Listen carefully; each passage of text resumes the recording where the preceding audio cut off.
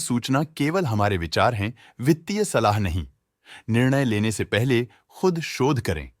किसी भी लाभ या हानि के लिए हम उत्तरदायी नहीं हैं। आज हम देख रहे हैं अशोक लेलैंड लिमिटेड के 2024-25 Q3 की consolidated financial performance. Starting with the sales, पिछले क्वार्टर से सेल्स में 7.5% का इंक्रीज हुआ है, मगर कंपनी ने पिछले साल के मुकाबले 8% का सेल्स इंक्रीज रिपोर्ट किया। Expenses 6% quarter on quarter increase हो गए हैं, जो साल भर के 6% के राइज के साथ अलाइन करता है। क्वार्टरली एक्सपेंसेस के कंपैरिजन में सेल्स इंक्रीज होना दिखाता है कंपनी ने अच्छा परफॉर्म किया। ईयरली कंपैरिजन दिखाता है कि कंपनी ने इस साल अपनी परफॉर्मेंस में सुधार किया है।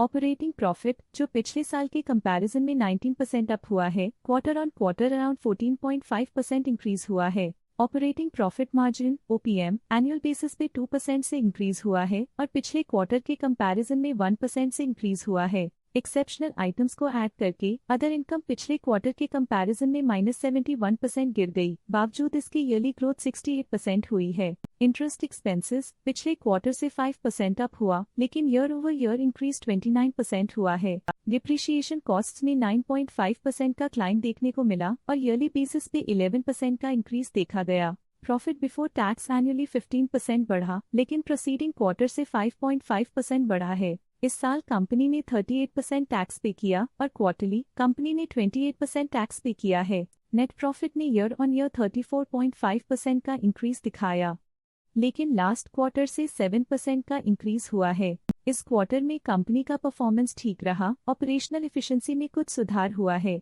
वहीं अगर एनुअल एनालिसिस की बात करें तो इस साल कंपनी का परफॉर्मेंस काफी अच्छा था। अर्निंग्स पर शेयर EPS में साल भर में 0.5% का इंक्रीज देखा गया, लेकिन क्वार्टरली में 8% की बढ़ोतरी भी नजर आई। इस क्वार्टर में कंपनी का EPS ठीक रहा, ऑपरेशनल एफिशिएंसी में कुछ सुधार हुआ। अशोक लेलैंड लिमिटेड के फाइनेंशियल स्नैपशॉट को रिव्यू करते हुए कुछ मुख्य ट्रेंड्स सामने आए हैं जो कंपनी की परफॉर्मेंस पे रोशनी डालते हैं। दिसंबर 2021 से दिसंबर 2024 तक अशोक लेलैंड लिमिटेड की फाइनेंशियल जर्नी में सबसे पहले बात करते हैं सेल्स की। इस साल सेल्स में 4.5% की वृद्धि हुई है और पिछले 4 सालों में 94% की वृद्धि हुई है, जो एक निरंतर अपवर्ड ट्रेंड को दर्शाता है। पिछले 3 साल से सेल्स लगातार बढ़ती जा रही है, जो मार्केट एक्सपेंशन और कंज्यूमर डिमांड में वृद्धि को दर्शाता है। अब बात करते हैं एक्सपेंसेस की। इस साल एक्सपेंसेस 11.5% बढ़े हैं और 4 सालों में 94.5% का इजाफा हुआ है। इस साल हालांकि एक्सपेंसेस सेल्स से थोड़ा ज्यादा बढ़े हैं, मगर ग्रोथ रेट्स का करीब होना स्टेडी ऑपरेशनल कॉस्ट को दर्शाता है। इस साल ऑपरेटिंग प्रॉफिट -33% कम हुआ, लेकिन पिछले 4 सालों में 89.5% का इजाफा हुआ है। इस साल ऑपरेटिंग प्रॉफिट में कमी आई है, लेकिन पिछले 2 साल की वृद्धि रेजिलियंस को दर्शाता है, जो एक अस्थायी मार्केट को संकेत करता है। नेट प्रॉफिट का सफर ऊपर की ओर चल पड़ा है। इस साल 19.5% की चढ़ाई के साथ पिछले 4 सालों में लगभग 47 गुना की शानदार वृद्धि हुई है। पिछले 3 साल से नेट प्रॉफिट लगातार बढ़ रहा है, जो फाइनेंशियल हेल्थ को मजबूती देते हुए इन्वेस्टर्स का ध्यान आकर्षित करता है। इस साल EPS ने ऊंचाइयों को छुआ है 18.5% की वृद्धि के साथ, जो पिछले 4 सालों में लगभग 20 गुना की मजबूत वृद्धि पर आधारित है।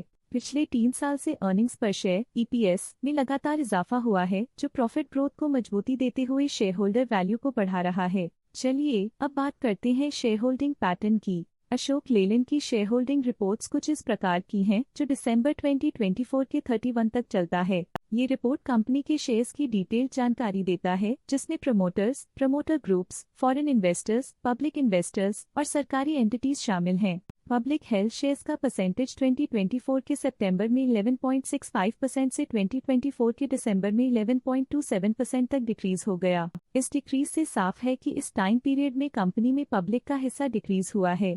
जब कंपनी के शेयर्स का अधिकतम हिस्सा प्रमोटर्स, FII, DII या गवर्नमेंट के पास होता है, तब ये माना जाता है कि कंपनी मजबूत हाथों में है, जो स्थिरता और मजबूत समर्थन को दर्शाता है और इस मार्केट की स्थिरता बनी रहती है। DII डोमेस्टिक इंस्टीट्यूशनल इन्वेस्टर्स ने अपना शेयर होल्डिंग सितंबर 2024 में 12.35% से दिसंबर 2024 में 13.04% तक इंक्रीज किया। ये बताता है कि डोमेस्टिक इंस्टीट्यूशंस ने कंपनी में अपना इंटरेस्ट 0.69% तक इंक्रीज किया है। फॉरेन इंस्टीट्यूशनल इन्वेस्टर्स के शेयर होल्डिंग में थोड़ा डिक्रीज आया 2024 के सितंबर से 2024 के दिसंबर में। जो दिखाता है कि फॉरेन इंस्टीट्यूशंस ने अपने स्टेक को क्वार्टर टू क्वार्टर -0.31 से डिक्रीज किया है, जिसे पता चलता है कि उन्होंने अपनी इन्वेस्टमेंट्स को पुल बैक किया है।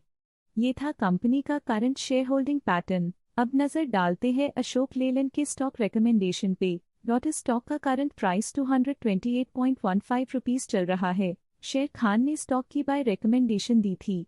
उन्होंने स्टॉक का टारगेट प्राइस 268 का अनुमान लगाया था। रिकमेंडेशन के समय स्टॉक का प्राइस 234.75 चल रहा था, जो करंट प्राइस से 16% अप है। केआर चोकसी ने स्टॉक की बाय रिकमेंडेशन दी थी। उन्होंने स्टॉक का टारगेट प्राइस 252 का अनुमान लगाया था। रिकमेंडेशन के समय स्टॉक का प्राइस 221.3 चल रहा था, जो करंट प्राइस से 8.1% अप है। एलकेपी सिक्योरिटीज लिमिटेड ने स्टॉक की बाय रिकमेंडेशन दी थी। उन्होंने स्टॉक का टारगेट प्राइस 263 का अनुमान लगाया था। रिकमेंडेशन के समय स्टॉक का प्राइस 224.25 चल रहा था, जो करंट प्राइस से 12.9% अप है। प्रभुदास लिल्लाधर ने स्टॉक की बाय रिकमेंडेशन दी थी। उन्होंने स्टॉक का टारगेट प्राइस 240 का अनुमान लगाया था। रिकमेंडेशन के समय स्टॉक का प्राइस 224.25 चल रहा था, जो करंट प्राइस से 3% अप है। ईएमके ग्लोबल फाइनेंशियल सर्विसेज ने स्टॉक की बाय रिकमेंडेशन दी थी।